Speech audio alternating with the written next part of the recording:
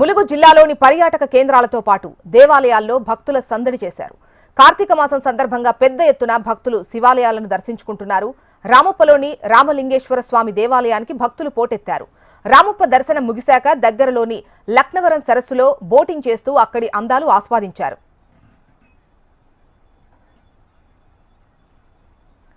లక్నవరంలోని తీగల వంతెన మొదటి ఐలాండ్తో పాటు మరో 2 ఐలాండ్స్ కు పర్యాటకులు పోటెత్తారు. వివిధ జిల్లాల నుంచి పిల్లా పాపలతో సహా పలు కుటుంబాలు, విద్యార్థులు భారీగా తరలి వస్తున్నారు. కాగా లక్నవరం మరిన్ని హంగులతో సందర్శకులకు స్వాగతం పలుకుతోంది.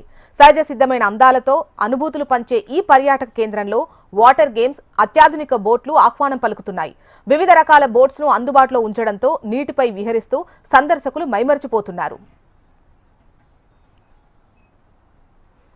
వీకెండ్ అంటే పర్యాటకులకు ములుగు జిల్లా గుర్తొస్తుంది. చారిత్రక ఆలయాలు, పర్యాటక కేంద్రాలన్నీ కలిపి ఒక ట్రిప్ గా ప్లాన్ చేసుకుంటున్నారు. రామప్ప, లక్నవరం, మేడారం, మల్లూరుగుట్ట, హేమాచల క్షేత్రంలో ప్రతి వీకెండ్ లో సందడి వాతావరణం కనిపిస్తోంది. మంగపేట మండలం మల్లూరులోని శ్రీ హేమాచల లక్ష్మీ నృసింహస్వామి దేవాలయంలో భక్తులు తండోపతండాలుగా తరలివచ్చారు. స్వామివారికి జరిగిన తైలాభిషేకంలో భక్తులు పెద్ద సంఖ్యలో పాల్గొన్నారు. మొత్తం మీద ములుగు జిల్లాలో పర్యాటక కేంద్రాలు జనంతో రద్దీగా మారాయి.